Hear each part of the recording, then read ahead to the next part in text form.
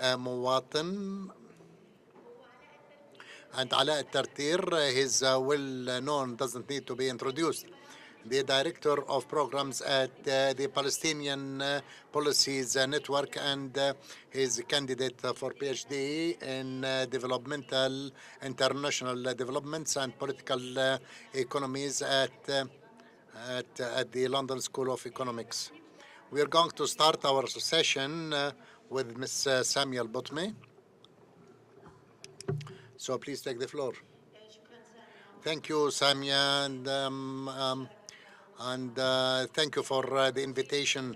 My paper carries the title of Alternative Vision for the Problem of Development Under Occupation, and the ideas I'm going to present were formulated by a number of colleagues, men and women. So it is intellectual property is not mine alone. Adam Hadinia, Linda Tabar, Tawfiq Haddad, and a number of other colleagues who worked on drafting an alternative drafting of the development concept that is applicable now. There has been much written about alternative visions for development, so my paper tries to summarize. Well, drafting the vision of development starts with the concept. Concept is the main important to understand any consecutive policies, and the way that development concept has been subjected to years of reconsideration and reviewing and redefining. There is no correct or wrong definition of development. There are different definitions that are applicable to various phases and places. Sometimes they are contradicting and sometimes they are not. And theoretically, if we look at the international literature, there are two trends in defining development. The one is considers development is a static process that aims at improving the status quo and especially the economic situation. And this focuses on issues like poverty, economic development, increasing consumption, encouraging exports. And within this concept, development is considered partial intervention and just directing of economic issues with a political support to in a different direction. So the trend is a partial intervention focusing on economy. This is the first development definition of development. The second focuses on development as a structural change and not just an intervention that aims at improving the situation. And this intervention deals with the social, economic, and political problems that takes into consideration the phase and the conflict of forces, whether locally or internationally. The international literature gives us these two definitions. Within the Palestinian context, where do we stand? By reviewing what has been written on the Palestinian level, we can define three types of trends or approaches within the Palestinian context in understanding development, defining development and dealing with it. The first concept or understanding suggests that there is no development under occupation because the national liberation is the beginning for development. And this is the result that was reached by Palestinian economist Youssef Saigh, who wrote, and I quote, that no significant of development, comprehensive development of under the dependence. Sorry. From his point of view, and the school he belongs to, work should be done on ending the occupation and to achieve national liberation, and then we would care for issues like development and dealing with our social and other economic and social issues. This is the first trend. The second is the methodology or the approach that is applied now in understanding development can be put under development and investment for individual economic prosperity. This works within the ceiling of Oslo and gives Palestinians limited control on the economy tools that have control of on the structure, economic indicators, and level of livelihood. These are the tools of economic policies, monetary policies, and labor policies. These tools remain in the hands of the Israelis, while the Palestinian efforts are focusing on dealing with the results of losing control on these economic tools. The issue becomes more complicated with the incapability of the Palestinians under Oslo to control to a rational level on the natural resources, land, and other resources. Within this kind of development, current kind of development, there is the new liberal economic discourse. And the economic policies focuses on this paradigm, which is the new liberal, in achieving good governance based on public security, the rule of law as among part of the general public natural goals, and improving the level of services provided to the people, and developing the private sector, in addition to restricting the role of the government or the state, and promoting the free market economy. All these issues are good. So what is the problem? The rule of law, promoting the role of the private sector. So what are the problems in such kind of policies? Why economists and political economists always criticize this new liberal paradigm that is being applied, currently applied? The problem in this discourse, or the neoliberal discourse that went ahead, that joined this kind of development, that it was weak, and it did not recognize the nature of the Zionist settlement, colonization, and its political hegemony. This paradigm asserted the possibilities of settlement, colonial control. This was attached with the programs of donor countries that tried to integrate the settlement occupation within the development, new development, and which contributes to lack of inequality, individualism, and increasing the deaths of people. The development is looked at within this context, which is investment for the sake of peace and individual prosperity. Development is looked at as a neutral issue and a mere technical issue. So we promote security, but what is security? What is the definition of security? We promote the role of the private sector. What is a private sector, and what's its relation with Israel, with the Israelis? So this technical things in defining the development is a problem, and it is within the core of the new liberal. So the neutrality, so this mere technical aspect in the new liberal means that anything needed for the development process is the donor countries should continue and negotiating with Israel to restrict or to alleviate the restrictions, and with some coordination among the stakeholders, and then we will have development. This will lead to sustainable development. This is what is suggested by the liberal development paradigm. There is a full separation between the political and the economic. The political is the technical, and it is in the first place. The catastrophic results of such kind of policies is clear for everyone.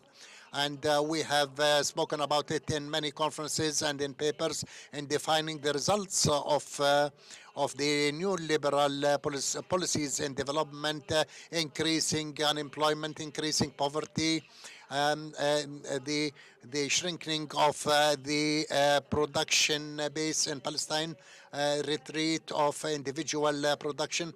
So the objective of the new liberal economic policy is to support individualism.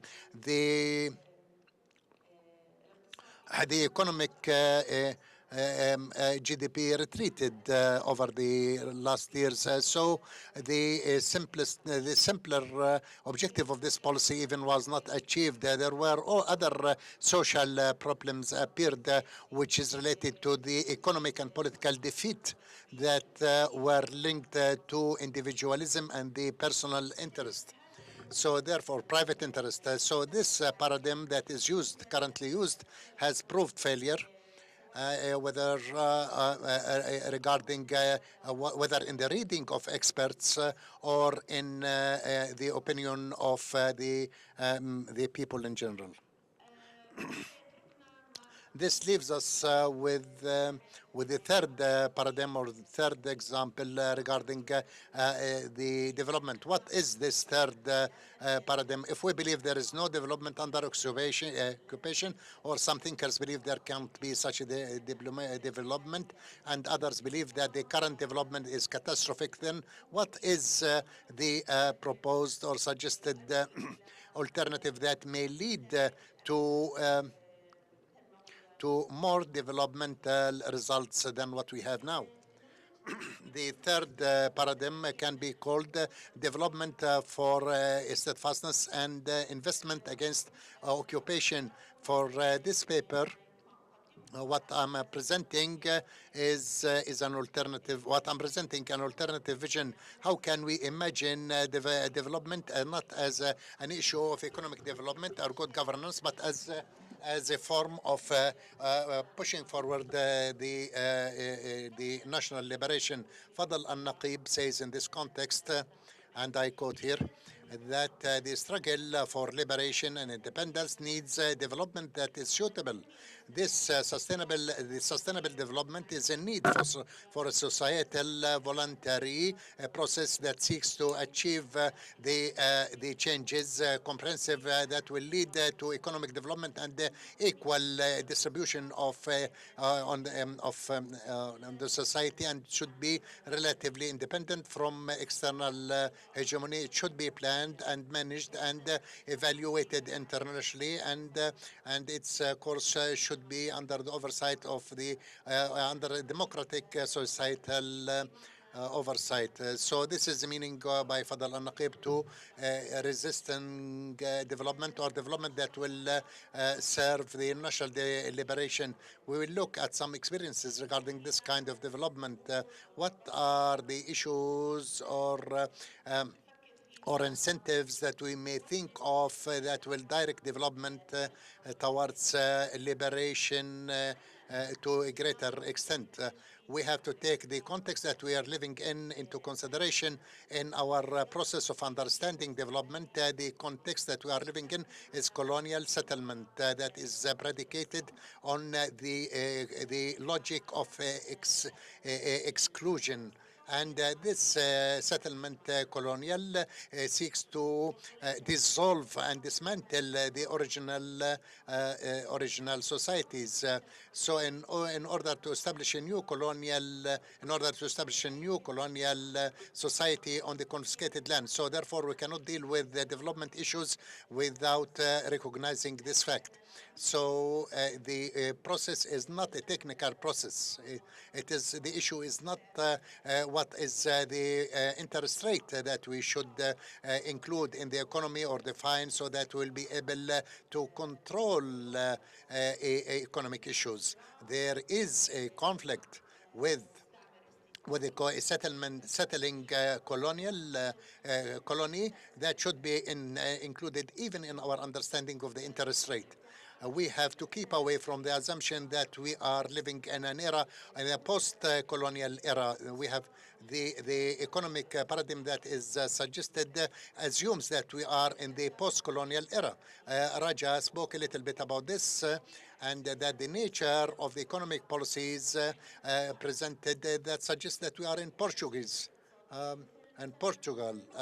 We are like Morocco, a state that has sovereignty and can control its economic tools. There is a similar assumption, but in fact, the reality is doesn't allow us to have that. There is a clear contradiction between the understanding and assumption that are presented regarding the post-colonial and the reality that we live, which is colonialism.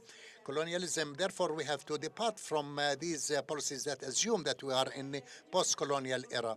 We have to take into consideration in development, we have to take the previous Palestinian experiences in this regard. It is said that Palestinians are repeating the same mistakes, and therefore it is important to benefit and learn from the previous experiences, and they are rich and have varied forms, and we'll talk about them later.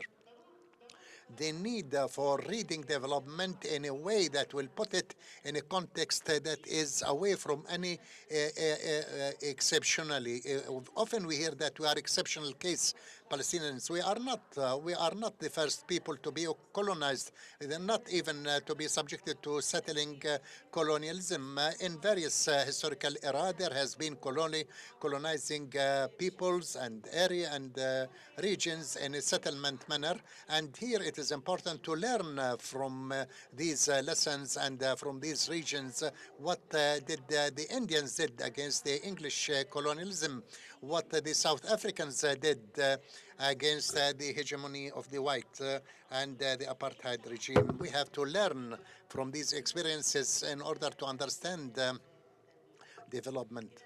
So if the core of the settlement colonial project is to fragment the Palestinian people, then it is fundamental to restructure development in order to face this and to guarantee the unity of the Palestinian people. The Palestinians are not the residents of the West Bank, Gaza, and Jerusalem only. These are only 38% of the Palestinians. Palestinians are the residents of this area, of these areas, in addition to the Palestinians in 48 and in exile. So any development ideas that doesn't take into consideration the unity of Palestinians as whole, then this is a shortcoming development that deals with issues in a very narrow-minded manner.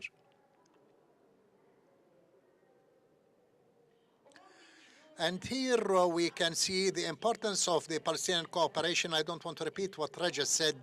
The communication between Palestinians and 48, whether commercially or tourist or socially or politically, this communication is very important, should be developed and should be promoted in order to serve the total development. Palestinians who are outside, we have to work with them. We at Birzeit University, we try to do regarding any economic investigation. We do that in refugee camps in Jordan and Lebanon as a step forward towards considering the Palestinian people or dealing with the Palestinian people as whole people, not just those who are in the West Bank and Gaza. We try to cooperate with Palestinian institutions within 1948, and the results are very important for self-promotion, self-strengthening in 1967 areas, and 1948 areas, and in the exile areas. Among the decisive elements to stand against Israel is not to legitimize Israel. Many of the demands of that is hegemonizing development is wanted to integrate occupation into the development process. Look, for instance, the industrial zones. The industrial zones, as they are, they look as if they are a good economic step. They build industrial zones for workers to work, will cope with unemployment. This is an example for absorbing occupation. Palestinians provide the labor force, and the Israelis provide work according to the Israeli conditions. So this means this is an understanding, this is an acceptance of the occupational situation, and this is structuralizing the colonial structures or possible alternative in this such a situation is an economic activity that can be beneficial, but doesn't really establish the colonial structures. Is this boycott movement that I will talk about it. The dismantling of a development that is based on neoliberal that was adopted by the consecutive Palestinian economic plans since 1993. So we have to focus on the social rights and expanding their rights and rejecting the myth of the neutrality of the market. This myth of the market neutrality, it was proved to be a myth all over the world. We Palestinians, we are convinced of that. We are fully convinced and we defended competitiveness, individualism as if it is the carrier of economy. It proved failure in all countries. The major failure is the collapse of Southern Europe, Portugal, Greece, and Spain and others. But we are adopting this paradigm and we are practicing it so confidently despite the collapse of countries who followed this example or these policies. We have to direct and empower on the principles of social equality and social justice. Jamil Hilal here suggests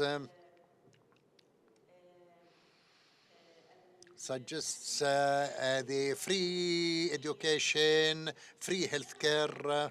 So when, as economists, when we say free education, free healthcare, the reply would say, where do we pay from the costs? So these are the basic services are very important because they are a very important economic leverage for the society, and therefore providing such services is not an economic burden, it is an economic investment. When people's health is good, then the capability, productivity, and the capability to continue will be good. Why European countries provide such services, not for political reasons only, but for economic reasons as well. And therefore, it is important to provide these services, and they are indeed a financial burden, but we have to bridge the gap of the financial burden for social interests. We have to disengage from depending on the Israeli economy in an alternative development vision.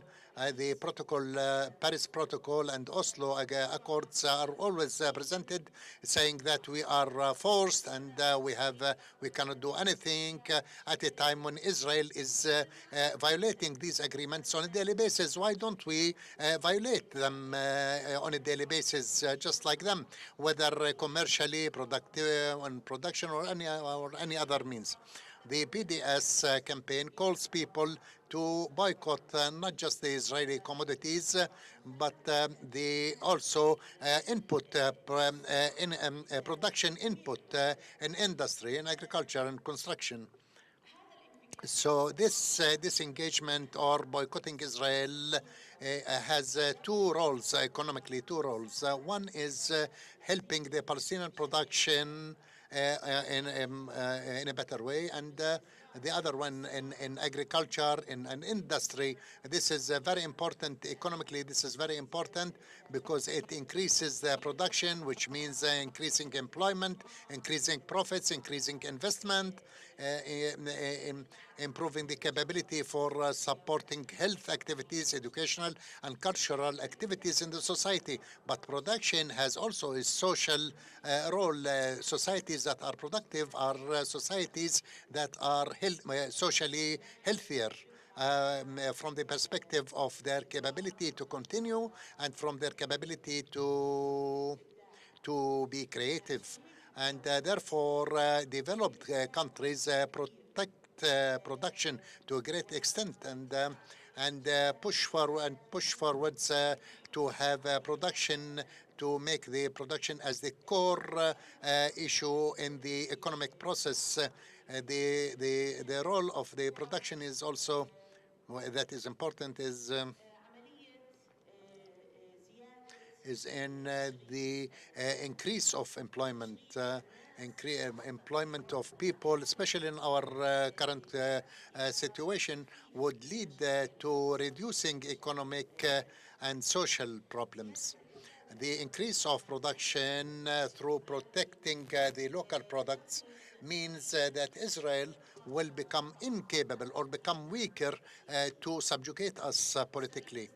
Israel uses always the tax revenues that it collects to make us to force us to kneel economically. Israel used the Palestinian labor inside Israel to make them kneel economically, to subjugate them economically. So the more we can reduce its capability to subjugate us, then we will be able to reduce its capability to to subjugate us politically. And therefore, as well, BDS or boycotting Israel has also a role in on the international level. Israel moved the BDS file from the Ministry of Social Affairs to the Strategic Affairs Ministry. The other file in this Ministry of Strategy is Iran. Iran and the BDS. Israel has a strong economy by all measures, whether income, import, export, production. Um, so why Israel feels to a great extent that feels threatened by the BDS if its economy is so strong?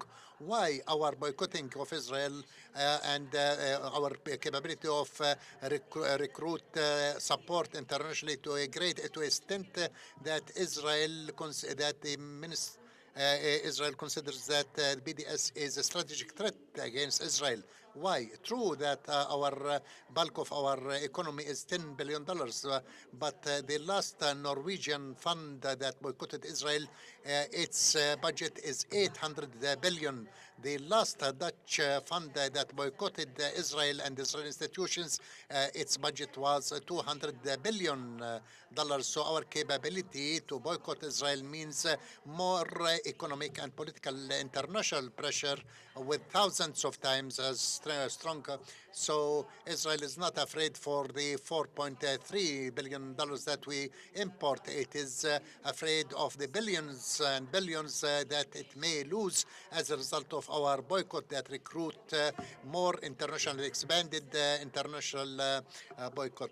So our commitment to boycott has local benefits by through importing, supporting our production and helping the society to disengage from the Israeli economy, and also has the capability to exert pressure politically on Israel, and therefore it is a tool for resistance par excellence. So increasing the products and supporting the local products. This is there's a difference between this. Um, this is different between small producers and big producers. 95% of the Palestinian economy is formed of establishments that employ five workers and less.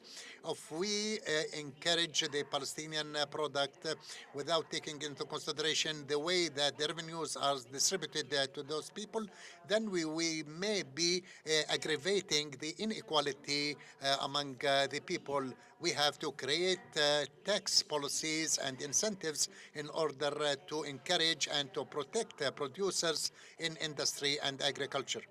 And the last point that I want to tackle is the IT sector.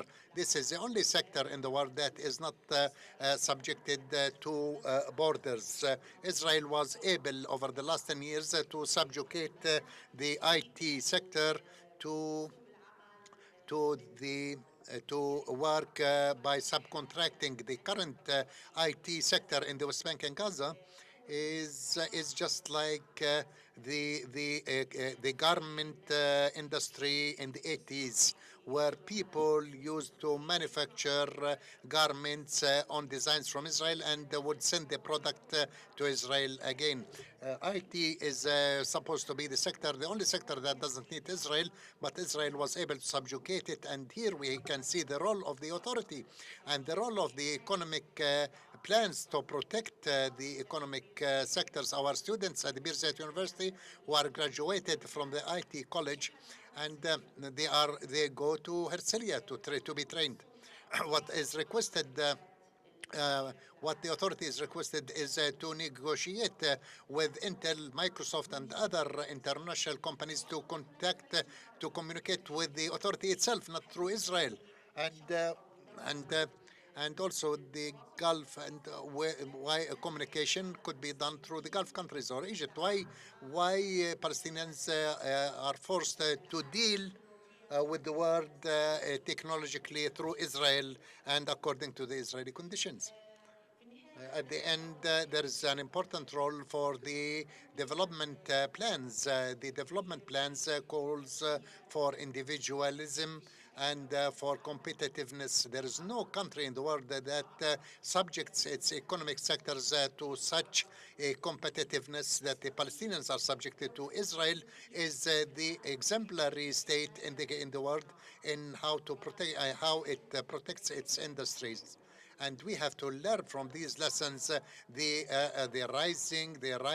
economically rising countries in the world are those countries that know how to protect and how to encourage and how to promote the developmental activities within their borders. And thank you very much.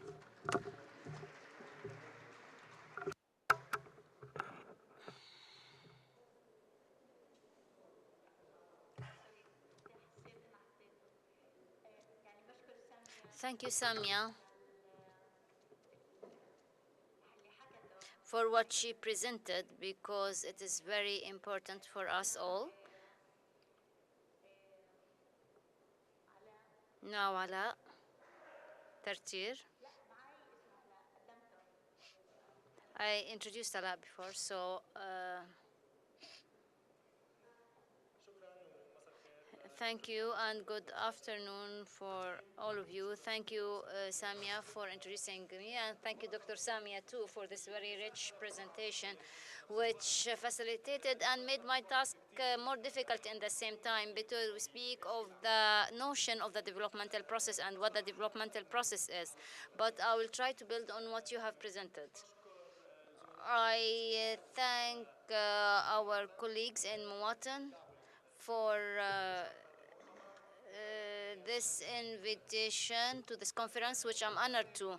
Since I am the last speaker in this conference, I hope that it will be the best saved for the end. And I would like to congratulate you for this conference and reiterate that there isn't any other path to understand and study the Palestinian economy and the developmental process except from the perspective of political economy framework. And this is the first message I convey to the World Bank, IMF, and the Quartet, and most importantly to the Palestinian Authority. My intervention comprises three main parts, if I have enough time. In the first part, in order to constitute a more subtle understanding of the impact of this international assistance, which mounted to about $25 billion over the past 2 decades. And please do not ask me where they went, but I will classify the impact of these aids by placing them in 4 schools of thought or 4 categories. In the second part of this part, I will convey 4 messages, which demise mostly on the messages by Dr. Mamdouh in the beginning of this conference, to see how we can understand the developmental process as freedom and liberation, in addition to submitting some examples and indicators, which if I see, I will feel hopeful regarding the developmental process in general. So in the last part, I will briefly argument that the model of resistance economy will be a serious alternative if we want an economy that liberate us and not a free economy that will enslave us. There is no doubt we are all fed up of speaking of the international assistance and its impact and ineffectiveness. But unfortunately, in the same time, this assistance is still the ghost that is imposing itself upon us in order to study it and problematize it. Notwithstanding all of the talks, meetings, and plans to reconstruct Gaza is flagrant evidence of this issue. However, all of the indicators at the time being show that we will be facing more wasted money in the name of development and more failure in learning lessons from the experience over the past 20 years. Unfortunately,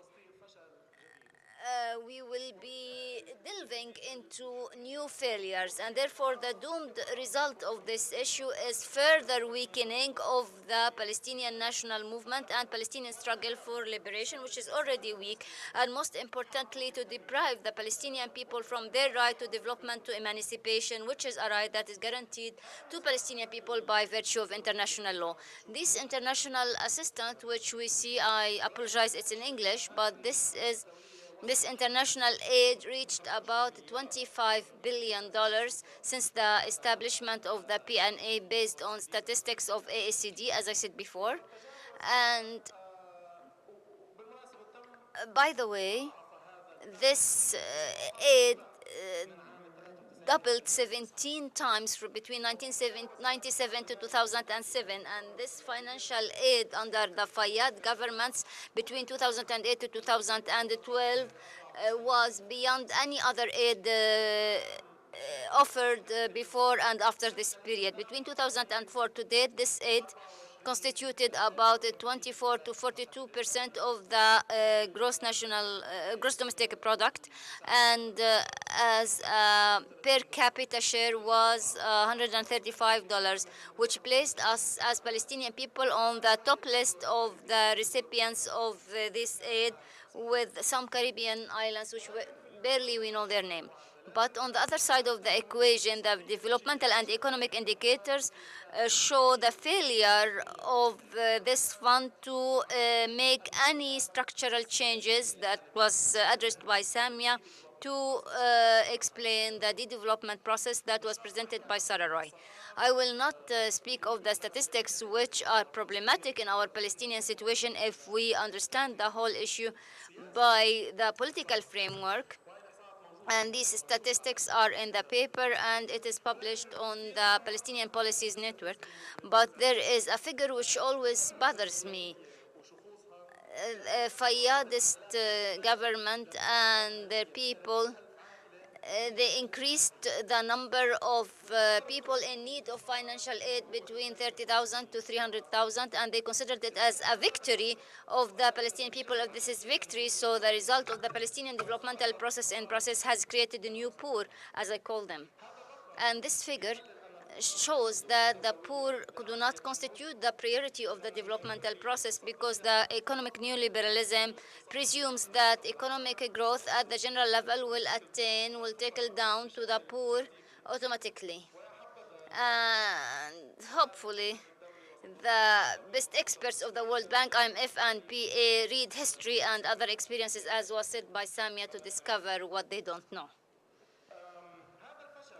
This failure in the international aid can be attributed to several reasons, including the general economic framework drawn by Oslo and the Paris Protocol, and the framework adopted by the World Bank in 1993, which was in 6 volumes, which constitute the holy book of the peace process and developmental process, and which still governs the whole process of development in the occupied territory. Although many of those who wrote this Bible acknowledge that it is already obsolete. Now we speak of peace, the new liberal method, and so on. But the main problem is that the right questions were not raised. And now, once again, we are about another conference for a reconstruction of Gaza, but the main questions are being avoided. What does it mean, an economy under colonial military occupation? How can the control of the colonizing power on the economy of the colonized, and within this political economic fragmentation, can the economies of these enclaves be transformed into a holistic national economic system? These questions are always ignored, and if we continue to ignore them, nobody should expect any positive outcome of the development process. I'm sorry for the bad news, but there are also facts on the ground that nobody pays attention to, especially among the donor agencies.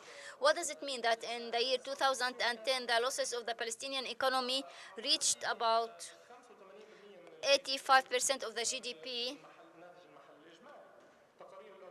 It was the UNCTAD reports, as Raja knows, spoke of about 35 to 38% of the every cent spent on the Palestinian territory is paid actually to the Israeli economy.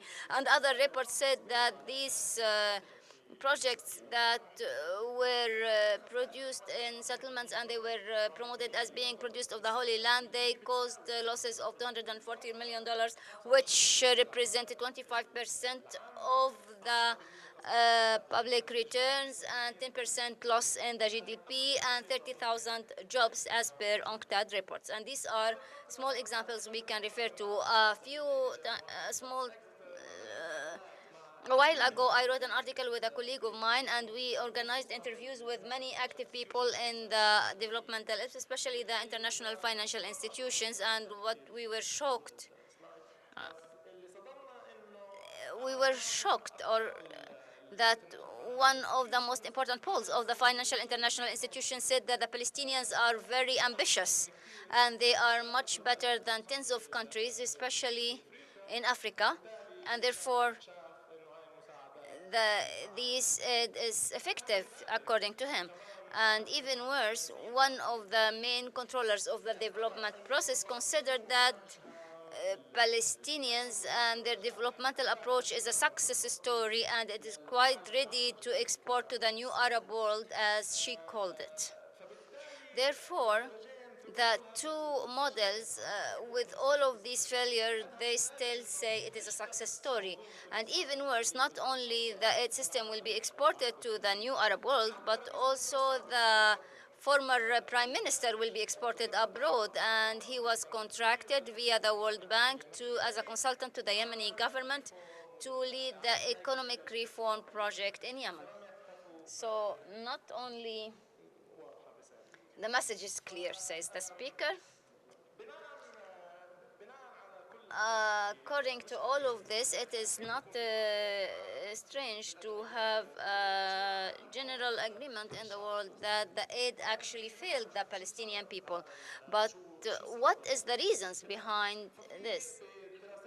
In our study, there are four groups and schools of thought which can explain this reason. The first school is the instrumentalist school. They think that the basis of the peace investment plan is proper and that the model must be preserved, but it needs better application. And this group blames the Palestinian Authority for the failure. One of the elements of these instruments are researchers from the World Bank, the IMF, and different agencies. The second school of thought is the critical instrumentalists, and they focus on the fact that the occupation is one of the impediments to development, but they do not see that there is a problem in the policies proposed by the World Bank. The third group, in which many of them is in this hall, are the critics of the Oslo model, Oslo aid model, including a group which confirms that the aid model by itself is part of the occupation in order to undermine or to develop the Palestinian economy. And the fourth group, which is usually a forgotten group, are the colonialists or the new colonialists. They believe that the foreign aid succeeded, especially in the West Bank, because it achieved the Israeli political goals to a large extent. And we see examples of this in the Washington Institute of Near East Policies. These new colonialists and their vision and their flagrant impact, like the reports issued by the Congress in 2012 and the last report was issued last month, is that the purpose of aid to the Palestinians is to fight terrorism against Israel, to encourage peaceful Israeli-Palestinian cohabitation and to fulfill the humanitarian needs. Even the word development is not present in their literature. And therefore, these four schools of thought are different and they show the reason behind the failure. Based on this, we have I have four messages based on what Dr. Mahmoud Ruh said. He said in his opening speech that speaking of the necessity of resuming the continuing clashes with the occupation, and in my opinion, I believe this is how, and this is how development should be, because the magic term here, especially in the current moment, is the clashes, the confrontation. It's not by institutional building, good governance, democratization, via this new liberalism, economic growth, and all of these shining terms, although they are important, but development is resistance, freedom, liberation. And I argue for this. And it is not only mottos and slogans which are empty of any significant meaning or which is only daydreaming, as claim many of the international institutions and the Palestinian Authority. So while living under colonial condition, development doesn't mean anything except for clashes, especially clashes to regain control over the land in order to plant it and use it in agriculture in order to be an entry point for sustainable development. But this requires a change in the discourse in order to be able to change the act. So those who listened to on the 21st of September in New York to Rami Hamdallah, the Prime Minister, he would realize the beginning situation we reached and the deteriorating situation. There is no a big difference between beginning the occupation to required to facilitate the development process in the Gaza and the reconstruction of Gaza, and the proactive clashes with the occupation to make this development. So development is a lengthy process, and like any other process, it requires a representative leadership and legitimate leadership of this process. So, development is a political process par excellence. It is not a technical or bureaucratic process as understood by many of the people in Oslo. Without any legitimacy, with this legitimacy gas, nobody should expect that there is a sustainable development process which will take place. But what is happening is a new mechanism for development industry which will benefit Israel, the donor countries, and the Palestinian elites in a pejorative term of sense. But all of this speaks of development. What is happening is increased dependency. And this legitimacy in the this political legitimacy gap does not bridge the gap between the leadership and the people, but also people do not feel that this process is of interest to them.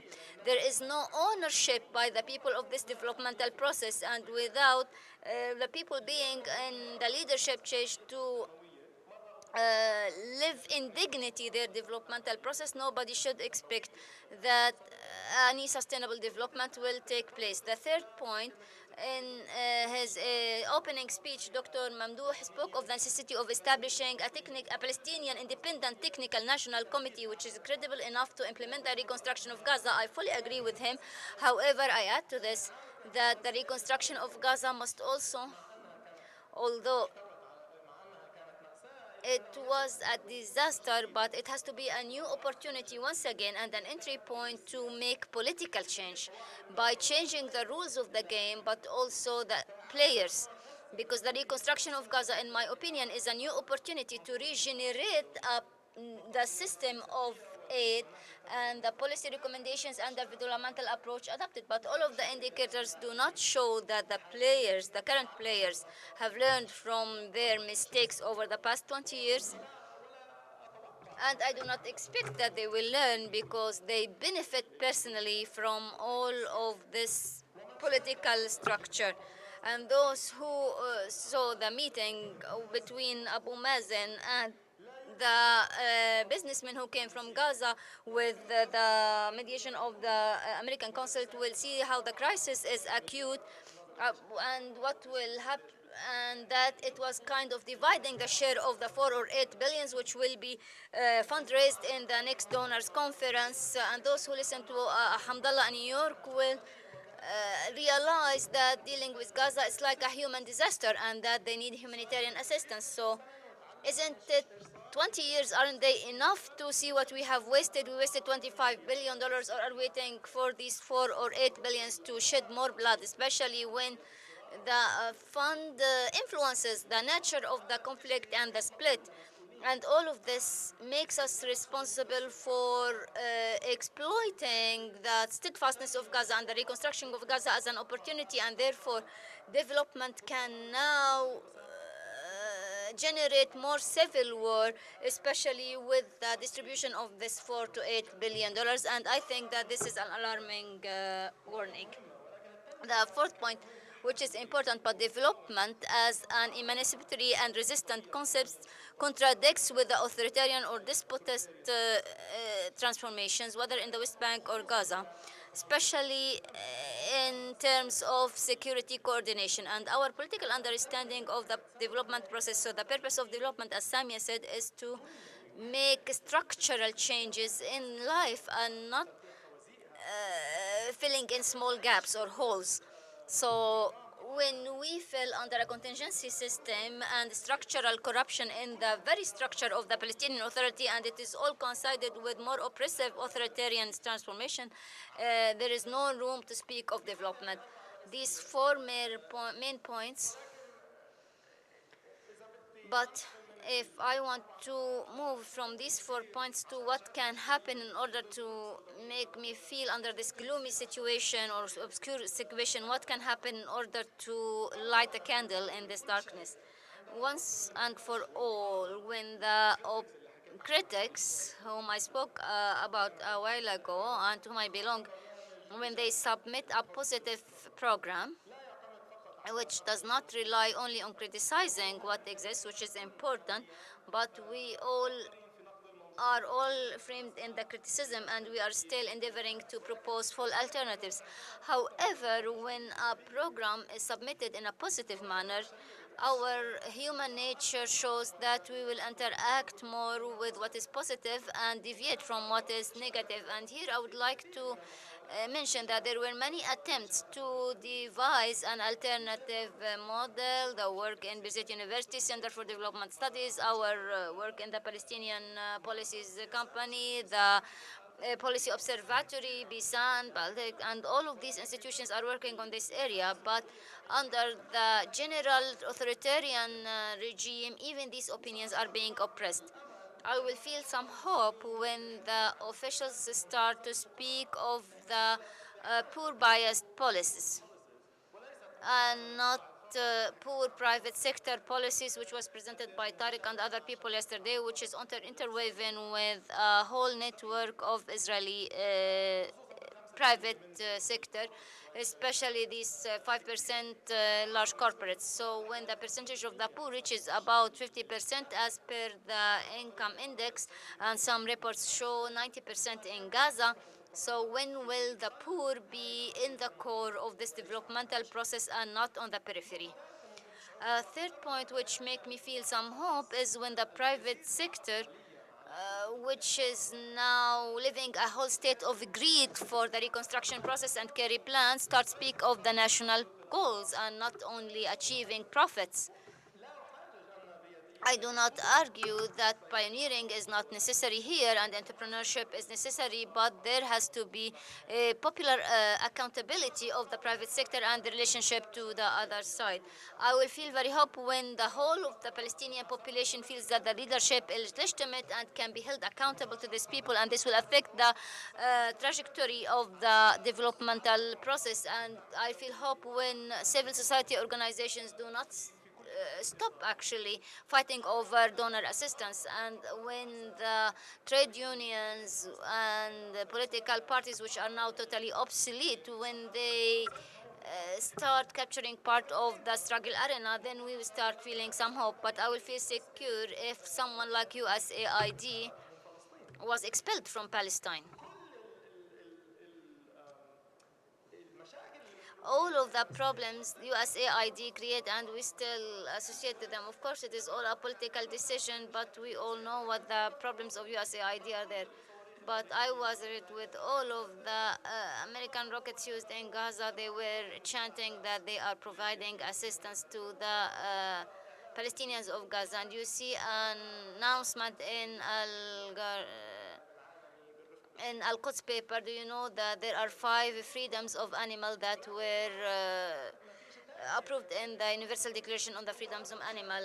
And this was during the offensive in Gaza. And this is a street which I don't know where and how it said which picture is better, before or after rehabilitation. But see the first picture, it had Yasser Arafat square and some goats on the street. They rehabilitated the street, but they removed the monument of Abu Ammar and the goats. I don't want to speak more, but these are some points.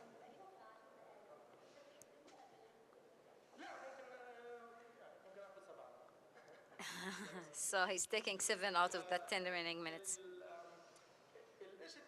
The other thing regarding the alternative or the resistance economy model, many people wrote about this before in the 1980s, but there is still a need for more development and processing this process, especially as regards the youth who realize the importance of this issue. But I will speak of the resistance economy from a perspective of development. I understand resistance economy and the development process, as Samia said, as an accumulative, integrated political, social economic process that aims to emancipate human beings with dignity in order to make them achieve freedom by freeing them from the state of poverty, inequality, and to enable them use their land and expand their choices and capacities and empower them to make him feel happy. And here I will refer to Amartya Sen school of thought. But do we have to keep understanding the developmental process in its purely technical meaning and forget our special circumstances in which we live?